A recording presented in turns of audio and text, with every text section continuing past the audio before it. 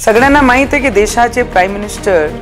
आदरणीय मोदीजींनी जेव्हा 7 टेक्सटाईल पार्क घोषणा केले आणि एक महाराष्ट्राला जेव्हा भेटण्यासाठी त्यांनी अनाउन्स केला आणि त्या एक माझी अमरावतीला भेटण्यासाठी जे 1 वर्षाचा संघर्ष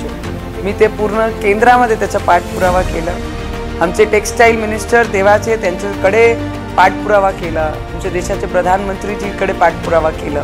आणि आमची अमरावतीची का गरज आहे, टेक्सटाईल पार्क हा माझी अमरावतीला का भेटलं पाहिजे त्याचा पाठपुरावा पार्लमेंटपासनं मंत्रालयापासनं पार्लमेंट आणि राज्यामध्ये आमचे देवेंद्र फडणवीसजींकडनं त्याचा पाठपुरावा केला आणि माझे क्षेत्राचे 2 ते 3 लाख बेरोजगार मुलांना त्या कंपन्यात रोजगार भेटन। माझा सरळ उद्देश की कापसाला त्यांचे क्षेत्रातून बाहेर न जाताना माझे क्षेत्रामध्ये माझे शेतकऱ्यांचे जे माल आहे, कपास आहे ते माझे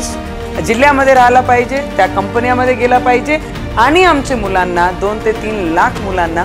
तिथे रोजगार भेटला पाहिजे आणि 11,000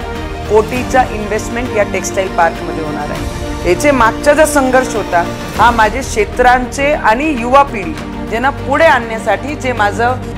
सगळ्यात महत्त्वाचं जो विषय 2019 मध्ये मी माझे लोकांसमोर ठेवला होता याच्या माध्यमातून मी कुठे ना कुठे ते स्टेप अहेड केलेला आहे। तर मला वाटते माझे देशाचे प्रधानमंत्री नरेंद्र मोदीजींना मनापासून खूप खूप धन्यवाद करते आणि या क्षेत्राचे जेवढेही बेरोजगार मुलांचे हातात रोजगार भेटेल हा मोठी मदत माझे अमरावतीला आम्ही खेचून हा केंद्राकडून आणलेली आहे।